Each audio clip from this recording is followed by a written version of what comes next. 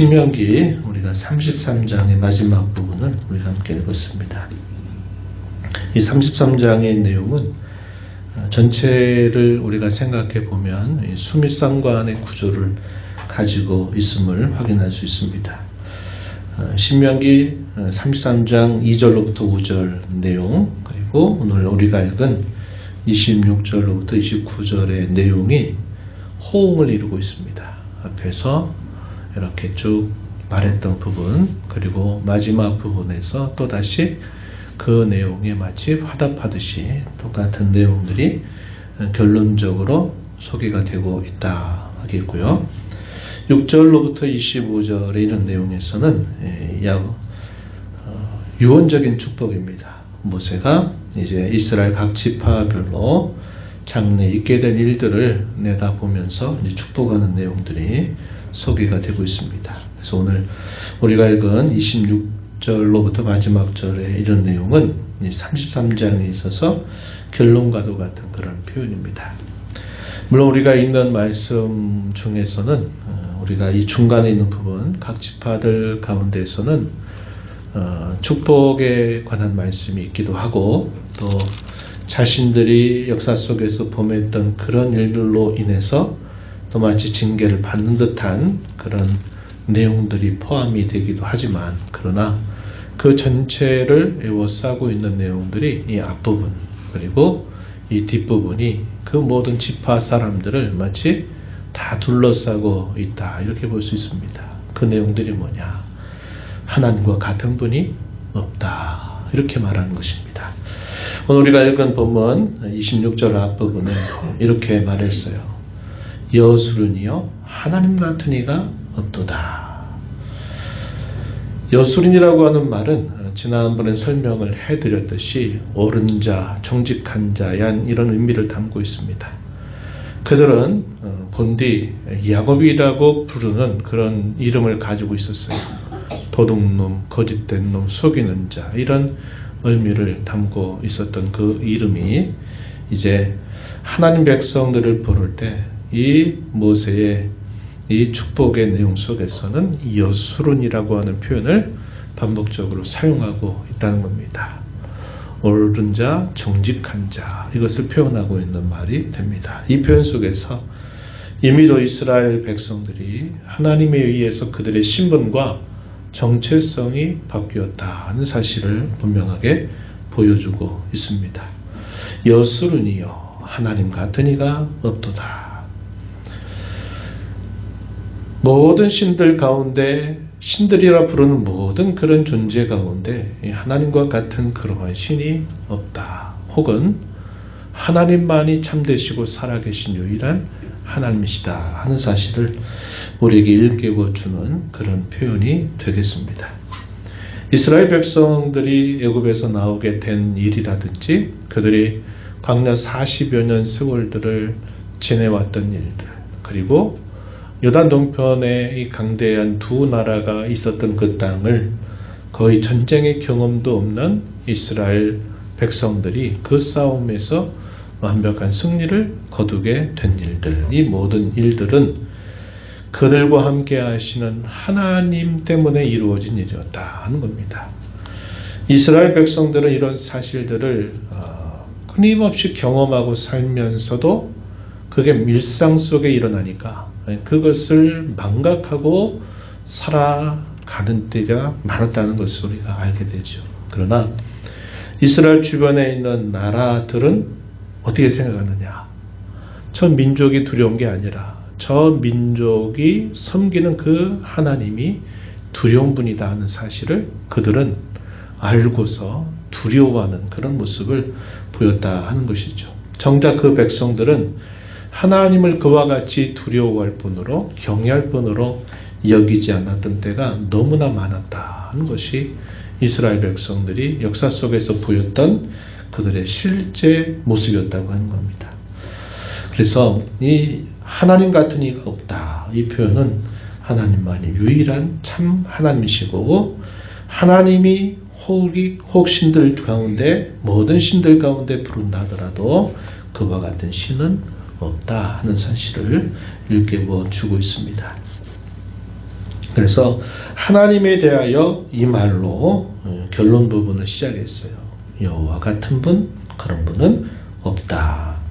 그 이유에 대해서 쭉 나열되는 말씀을 통해서 하나씩 하나씩 소개해주고 있는데, 그 이유가 첫 번째 뭐냐?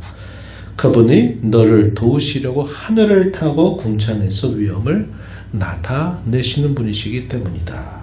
26절 이어지는 말씀 쭉 보시면, 그가 너를 도우시려고 하늘을 타고 궁창에서 위엄을 나타내신다. 이렇게 표현했습니다. 중요한 표현은 뭘까요? 도우시려고 하나님께서 그렇게 하신다 하는 표현이죠. 이 내용은 우리가 앞에서도 읽었던 말씀 속에서도 함께 확인했던 표현입니다. 33장 2절 한번 다시 가서 한번 보세요. 거기 보면 이렇게 표현했습니다. 여호와께서 시내 산에서 오시고 셀 산에서 일어나시고 바란 산에서 비추시고 1만 성도 가운데 강림하셨다. 그의 오른손에는 그들을 위해 번쩍이는 불이 있다.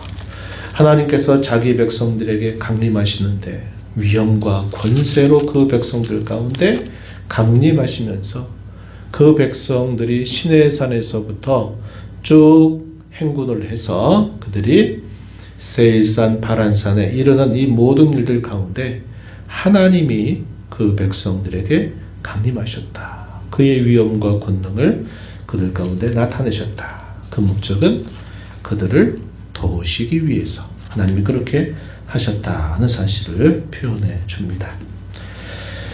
또 이어지는 말씀을 계속 보면 두 번째 이유로 확인하게 되는 것은 영원하신 하나님께서 이스라엘의 처소가 되신다. 그의 영원하신 팔이 이스라엘 아래에 있다. 이렇게 표현했습니다. 27절 앞부분에 이어지는 말씀을 그대로 우리가 읽어보면 그렇게 말하죠. 모세가 시편 90편에서 그가 기도했던 내용이 기록되어 있어요. 하나님은 영원히 우리의 거처가 되셨습니다. 라고 고백하는 내용이 시편 90편에 소개돼요. 역시 모세가 오늘 이 본문 속에서도 하나님을 뭐라고 표현했냐면 영원하신 하나님이 내 처소가 되신다. 이렇게 표현했습니다. 그래서 하나님께서 진정한 피난처, 진정한 안전처가 되신다 하는 사실을 말해줘요. 그래서 그 하나님과 같으신 분이 없다. 이렇게 표현을 해줍니다. 또 그 이어지는 표현에서도 뭐라고 말하냐면 그의 영원하신 팔이 이스라엘 아래에 있다. 그러니까 이스라엘 백성들이 마치 이렇게 하나님의 손 안에 있다는 것을 이렇게 표현한 겁니다. 이스라엘의 아래 여호와의 영원하신 팔이 함께 거기에 있다. 이렇게 표현하는 말은 하나님께서 그 백성들을 보호하시고 지키시는 분이다 하는 사실을 일깨워주는 표현이 되겠습니다. 하나님이 영원하시다. 근데 그분이 처소가 되신다 하는 말을 또 우리가 곱씹어 보면 하나님께서 그 백성의 영원한 처소가 되신다 하는 사실을 역시 우리에게 밝혀주고 있다는 겁니다. 세 번째는 그 하나님께서는 대적을 쫓으시고 멸하게 하시는 분이다 하는 사실을 밝혀줍니다. 27절 하반절에 보시면 이렇게 표현했어요. 그가 내 앞에서 대적을 쫓으시며 멸하라 하시도다. 멸하라 하는 말씀을 하시면서 정작 그분이 대적을 쫓아주시는 겁니다. 그러니까 겉으로 볼 때는 이스라엘 자손들이 막 싸움을 하는 것처럼 보여요. 그런데 결국 쫓아내게 하시는 분은 하나님이시다는 겁니다.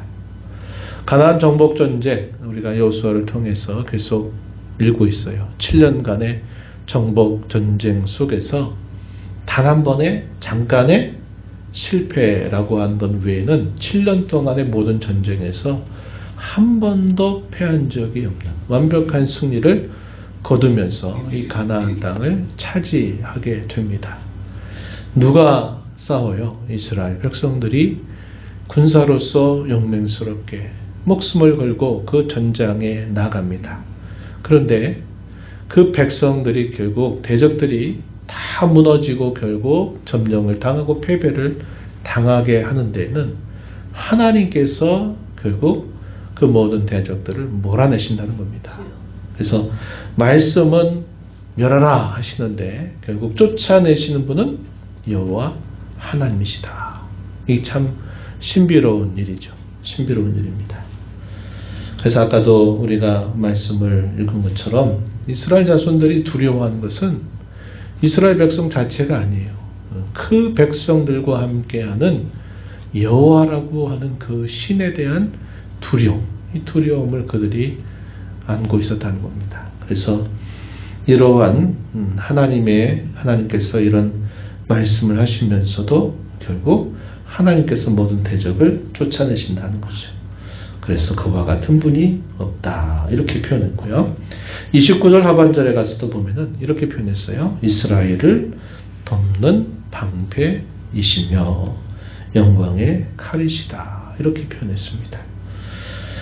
싸움에 나아가는 그 백성들에게 있어서 하나님이 그들의 방패가 되어주시고 또 그들로 하여금 승리의 깃발을 꽂게 하는 영광의 칼이 되어 주신다 이렇게 표현했습니다. 이와 같은 하나님의 이러한 역사 때문에 이스라엘 백성들은 어떻게 되느냐 그 결과 첫 번째로는 28절에 보면 안전하게 거하며 야곱의 샘이 그들에게서 항상 솟아나서 그들로 하여금 풍요와 번역을 누리게 됨을 보여주고 있습니다. 28절 말씀 한번 보시면 이스라엘이 안전히 거하며 야곱의 샘은 곡식과 새 포도주의 땅에 홀로 있나니 곧 그의 하늘이 이슬을 내리는 곳에로다. 하나님의 백성들이 거하는 곳 그것이 안전하게 하시고 그들이 거하는 곳에 야곱의 샘이 항상 확실하게 그 샘을 내게 하셔서 그 땅의 곡식과 포도주가 나게 하고 그들로 번영을 누리게 하신다는 겁니다. 이것이 하나님이 그들과 함께 하시는 그 결과로서 나타나는 일임을 소개해 주죠. 그리고 세 번째 이어진 말씀에 보면 26절에 이렇게 표현하는 것처럼 뭐라고 말하냐면 29절입니다. 보면 이스라엘이여 너는 행복한 사람이로다. 그와 같은 여호와 같은 신이 없기 때문에 이스라엘 자손들은 행복한 사람 옛날에서는 뭐라고 표현하냐면 행복자로다. 너는 행복한 사람이로다. 행복자로다. 이렇게 표현을 했습니다. 이 내용들은 우리가 시편의 말씀을 통해서도 또 이런 비슷한 표현들을 우리가 확인할 수 있습니다. 시편 144편 15절 말씀에 보면은 이런 표현이 주어져요. 이러한 백성은 복이 있나니 여호와를 자기 하나님으로 삼는 백성은 복이 있도다. 이 복이 있다라는 말을 다른 말로 의역을 하면 행복한 사람이로다 이런 말입니다. 여호와를 자기 하나님으로 삼는 백성은 행복한 사람이다 이렇게 표현하고 있는 말이 된다는 겁니다. 행복하다. 이제 이건 우리가 좀 이따 좀 생각을 더 해보도록 할게요. 그리고 또 그 백성들이 어떻게 또 칭함을 받느냐 할 때 29절 이어지는 말씀에 보면 이렇게 말했어요. 여호와의 구원을 너같이 얻은 백성이 누구냐? 너와 같이 여호와의 구원을 얻은 백성이 없다 하는 사실을 말해 줍니다. 우리가 앞에서 쭉 이 신명기 후반에 이 모압 언약에 대해서 살피면서 모세가 언약을 체결하면서 여러 가지 말들로 그 언약을 맺은 백성들에게 여러 가지 내용들을 이야기해 줍니다. 그래서 우리가 살펴본 것처럼 가까운 미래에 있게 될 일들 그리고 먼 미래에 있게 될 일들을 예언적으로 다 말해 줍니다. 그 결말은 우리가 살펴본 것처럼 사람의 역사는 끊임없는 실패를 반복할 것이라는 겁니다. 그러나 하나님의 역사는 그들의 실패에도 불구하고 하나님이 하신 그 약속은 결코 변함이 없고 흔들리지 않는다. 그분의 약속은 반드시 이루어진다는 사실을 모세가 거듭 이야기하고 있습니다. 하나님께서 자기 백성들에게 베풀어 주시는 구원이 그들의 행위의 여하에 따라서 이렇게도 했다가 저렇게도 했다가 만약에 그렇게 된다면 결국 그러한 일에 참여할 만한 사람은 없는 것입니다. 그런데 하나님이 그 백성들의 패역함과 끊임없는 범죄와 실패의 역사를 거듭할 때에도 하나님은 그럼에도 불구하고 그분이 베푸시는 인자와 긍휼을 결코 멈추지 않으신다는 거죠. 시편 30편에서 우리가 읽는 것처럼 그의 노여움은 잠깐이지만 그의 은총은 평생이로다라고 고백한 것처럼 하나님의 이 사랑과 그분의 언약에 대한 신실함은 그들의 모든 죄와 패역을 완전히 능가하는 그러한 일을 하나님이 베풀어 주신다는 겁니다. 그래서 하나님께서 이렇게 베푸시는 그 구원을 얻은 백성이 너희 외에 과연 누가 있겠느냐 이렇게 표현하고 있다는 겁니다. 그래서 이러한 표현들을 통해서 보면 어떤 내용들입니까? 하나님이 어떤 분이시냐? 그와 같은 하나님은 계시지 않는다.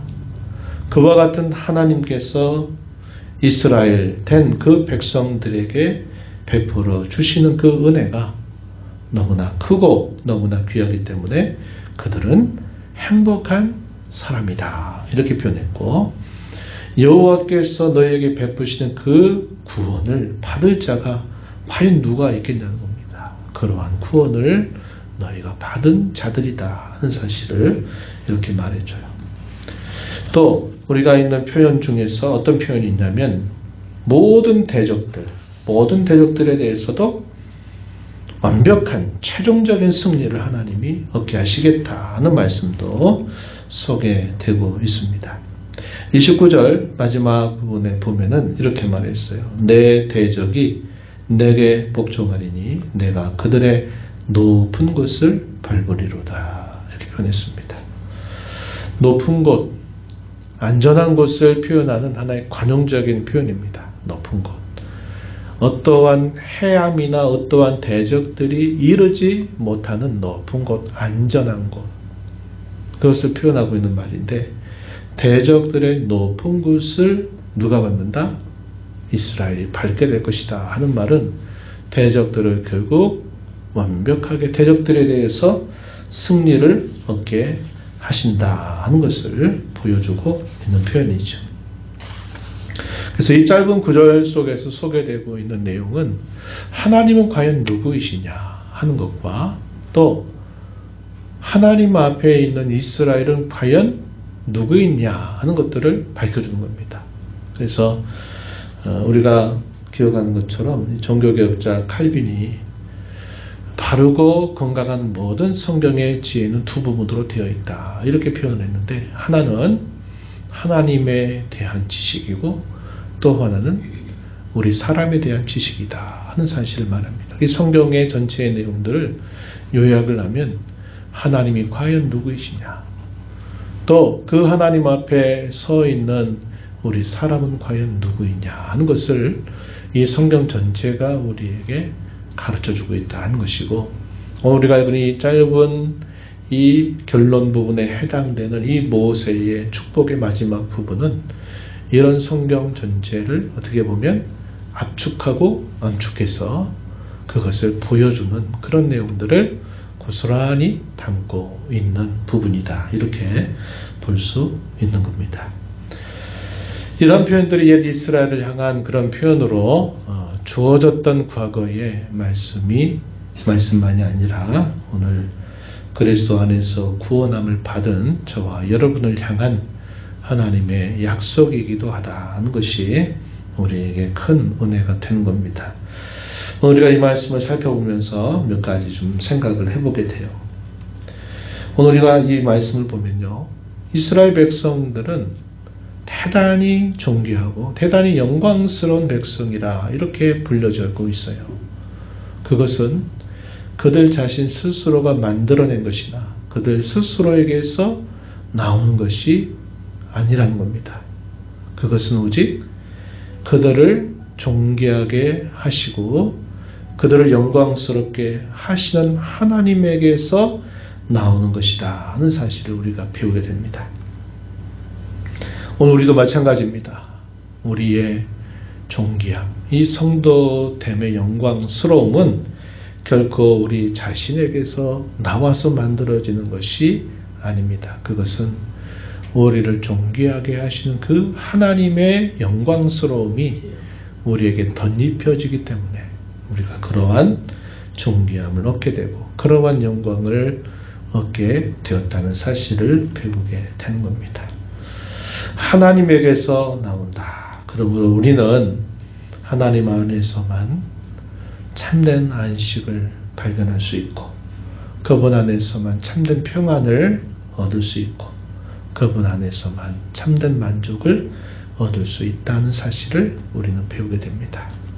우리 성도는 세상의 다른 어떤 것으로부터 무엇인가를 취해서 거기로부터 안식과 평안과 만족을 얻으려고 해서는 결코 얻을 수 없다는 사실을 우리는 기억해야 합니다. 하나님 안에 우리가 그분 안에 거할 때 그분과 함께함을 우리가 깊이 그분의 은혜 안에서 우리가 있게 될 때 우리는 그분 안에서 만족과 안식과 평안을 얻게 된다. 이것을 우리가 꼭 기억해야 되겠습니다. 두 번째는요, 이스라엘 백성들을 향해서 성경은 뭐라고 말합니까? 너희는 행복한 사람이로다 이렇게 표현했습니다. 행복한 사람이로다. 세상에서 말하는 행복의 조건과 우리가 한번 비교해 볼 필요가 있습니다. 세상이 말할 때 말하는 행복과 성경이 우리에게 말하는 행복이 서로 교차하는 부분들이 분명히 있어요. 분명히 있습니다. 우리 지혜문학에 보면 그런 말을 하죠. 하나님을 떠나서 얻는 그런 부나 그런 명예라고 하는 것은 언제 살아날지 모르는 안개 같은 것들이 돼요. 그러나 하나님께서 겸하여 주시는 복은 그와 같지 않습니다. 하나님을 경외하고 하나님을 사랑하고 하나님과의 관계 안에서 하나님이 주시는 좋은 것들은 하나님 바깥에서 사람들이 얻는 좋은 것들과는 근본적으로 달라요. 그래서 하나님이 어떤 재물을 주실 때는 염려와 근심 가운데 그것을 받게 하지 않는다고 말하고 있어요. 그래서 그런 면에서는 이 세상에 좋아 보이는 것들과 또 하나님께서 자기 백성들에게 좋아 보이게 하는 것들이 어떤 면에서는 서로 교차하는 부분들이 있어요. 그러나 많은 경우에는 다르다는 겁니다. 달라요. 왜 그럴까요? 이 죄악된 세상이라고 하는 이 환경 자체가 세상에서 사람들이 말하는 행복과 성경이 우리에게 가르치는 행복은 다르다고 말해주고 있는 겁니다. 그것이 이 죄악된 세상이라고 하는 현장이 있기 때문에 그래요. 그래서 성경은 이러한 것들 때문에 많은 경우에 이 세상에서 말하는 행복과 반대되는 그러한 가르침을 주시면서 이것이 행복이다 라고 우리에게 제시해 주곤 하는 겁니다. 다시 말하면 역설적이다 이 말이에요. 역설적이다. 죄악된 세상 가운데서는 좋아 보이는 것들이 하나님 앞에서는 안 좋은 것이고 또 반대로 하나님 앞에서 좋아 보이는 것들이 세상 사람들이 볼 때는 안 좋아 보이는 일들이 많이 있다는 겁니다. 그래서 이 세상에서 말하는 행복과 성경이 가르치는 행복의 성격은 근본적인 많은 차이를 안고 있다는 것을 우리가 주목해야 된다는 겁니다. 우리가 이런 대표적인 경우들을 어디에서 우리가 확인할 수 있을까요? 예수님께서 천국 복음을 전파하시면서 예수님이 산상수훈이라 부르는 그 가장 앞부분에서 천국이 임했을 때, 이 죄악된 세상 가운데 천국이 도래해서 그 도래한 천국에 사는 사람들의 행복에 대해서 몇 가지를 말씀하셨죠? 8가지 말씀하셨어요. 우리가 소위 팔복이라고 부르는 그런 내용들입니다. 이 내용이 마태복음 5장 3절로부터 10절 내용에 소개돼요. 그래서 예수님이 말하는 행복, 여기 복이 있다라는 말을 의역하면 뭐라 그랬어요? 행복하다. 혹은 복 있는 자다, 이런 표현은 행복한 사람이다, 이런 말로 의역이 되는 표현입니다. 예수님이 이 천국의 대현장과 같은 이 팔복을 말씀하시면서 가장 먼저 말씀하신 것이 무엇이었습니까? 심령이 가난한 자가 행복하다. 왜냐? 천국이 그들의 것이기 때문이다. 이렇게 예수님이 말씀하시면서 이 천국의 성격은 완성된 완전한 천국을 말하는 게 아닙니다. 죄악된 세상의 한복판에 그리스도께서 이 땅에 강림하심으로써 도래한 그의 나라, 그러니까 이 이중왕국이라고 소위 부르는 거죠. 죄악된 세상을 살고 있는 그 죄된 세상 속에 그리스도의 나라 혹은 하나님의 나라가 도래했어요. 그래서 사람들이 그분의 말씀을 듣고서 깨달아요. 깨닫고 믿기도 합니다. 그러다 보니까 세상 속에서는 이게 행복하고 이게 좋은 거고 누구나 다 좋다, 이게 좋지 이렇게 말하는 것들인데, 예수님이 하신 말씀은 그와 역설적으로 말씀을 하는 거예요. 심령이 부유한 자가 복이 있나니, 이거는 세상에 말하는 행복입니다. 그렇죠? 심령이 부유한 자가 복이 있다. 누가복음에서는 당시의 사회상이 반영이 됐어요.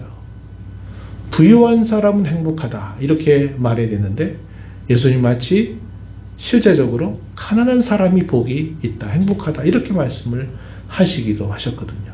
그러니까 이런 표현들은 역설적인 겁니다. 심령이 가난한 자가 행복한 사람이다, 행복하다. 왜냐? 천국이 그들의 소유이기 때문이다. 천국은 이러한 심령이 가난한 자들이 소유하게 되는 나라다, 이렇게 예수님께서 말씀을 하신 겁니다.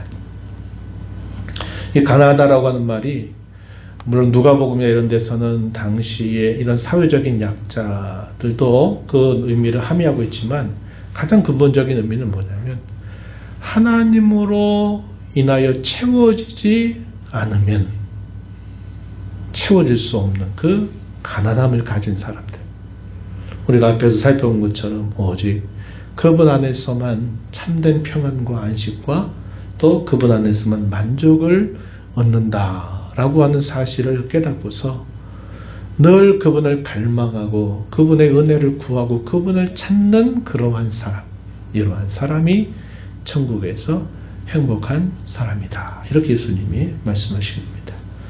이러한 자들에게 순리적으로 따라오는 복들, 행복들, 그게 뭐냐? 그 다음에 이어지는 것들이에요. 심령이 가난한 자에게 어떠한 또 복이 따르느냐? 애통하는 그런 복이 있다는 겁니다. 이 애통이 무슨 애통일까요? 자신의 죄와 허물에 대한 애통, 자신의 연약함에 대한 애통, 하나님의 뜻대로 살지 못하는 것에 대한 안타까움, 슬픔, 이런 것들입니다. 죄에 대하여 슬퍼하고 하나님의 백성답게 살지 못하는 것들 때문에 슬퍼하고, 이런 마음이죠. 이런 애통이라는 겁니다. 이런 애통을 하는 사람에게는 또 어떠한 복이 주어지느냐? 위로. 하나님이 주시는 위로가 그들의 애통하는 심령 속에 채워진다는 겁니다. 지난 주일 오후에 제가 그 부분을 강조했죠. 칭의에 대해서 이야기하면서 우리 믿는 신자들에게 있어서 정말 중요한 게 뭐냐? 죄에 대하여 아파하고 슬퍼하고 애통할 줄 아는 그러한 심령이 있어야 된다. 그래서 예배당에 나올 때 우리의 삶의 열매가 하나님 앞에 기쁨으로 예배하는 데 도움이 되기보다는 사실 방해거리가 되는 게 거의 대부분이다 하는 겁니다. 우리가 얼마나 잘 살아야 그 잘 산 삶의 열매를 가지고 주께 영광을 돌리겠습니까? 그럼 우리가 매번 살아온 우리의 삶의 모습은 오히려 하나님 앞에 참되게 예배하는 데는 다 방해거리밖에 되지 않는다 그랬어요. 그러면 어떻게 하느냐? 예배하기 전에 우리의 마음을 우리가 정결하게 씻어내는 일이 있어야 돼요. 그런데 우리에게 있는 게 상해, 통해하고 저복하는 심령, 마음이 상한 자, 이런 표현들이 결국 애통하는 자의 모습을 보여주고 있는 겁니다. 그러면 그의 심령이 온유하고 부드러운 마음으로 바뀌게 돼 있어요. 이 온유한 마음이라는 것은 잘 길들여진다는 거예요. 마치 야생마 같은 준마가 될 만한 이 야생마를 길들이지 못하면 굉장히 위험하죠. 그런데 그 준마가 될 수 있는 이 야생마를 길들여서 곶비를 잡아당기고 또 그것을 훈련을 하게 되면 그야말로 그 야생마가 준마로 바뀌는 겁니다. 어떻게 하면? 그 곶비와 훈련에 의해서 잘 길들여지면 준마가 되는 거예요.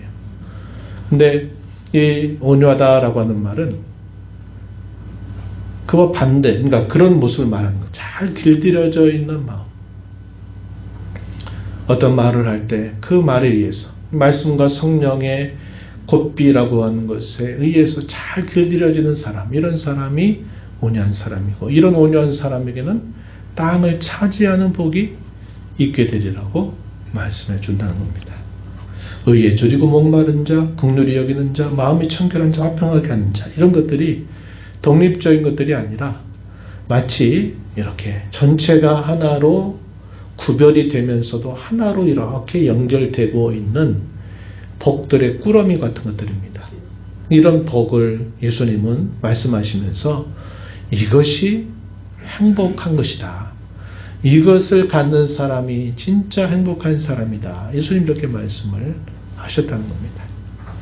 그 옛날 모세는 여스론이라고 이스라엘 백성들을 부르면서 너희들은 행복한 사람이다. 이렇게 말했어요.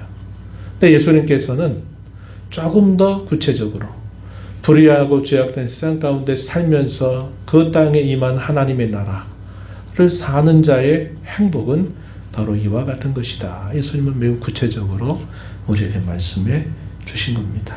이것은 우리가 어떤 물질적인 것을 소유하느냐, 또 우리가 다른 어떤 것들을 얼마나 많이 가지고 있느냐 하는 것에 의해서 결정되는 것이 아니라 근본적으로 그 사람의 심령, 그 사람의 존재, 그 사람의 그 존재와 심령 속에서 있는 그 사람의 내면적인 상태, 이것과 긴밀하게 연결되고 있다는 겁니다.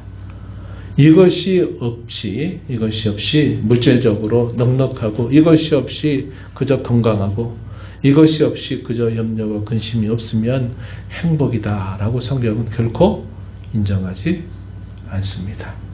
우리가 이 땅에 사는 동안에 이 죄악된 세상 가운데서, 그리고 여전히 죄된 세상 가운데 우리가 살면서 이것에 아주 익숙하게 길들여져 있는 우리의 이 부패한 습관들이 있기 때문에 예수님께서는 성도의 행복은 이 세상의 그 어떤 것과 다르다. 이것은 바로 이러한 심령이 가난한 자로부터 주어지게 되는 이런 것들이야말로 진정으로 행복한 것이다. 예수님 이렇게 말씀하시고 있는 겁니다. 여러분들이 이 땅에 살면서 이러한 행복을 많이 누리게 되기를 저는 진심으로 축원합니다.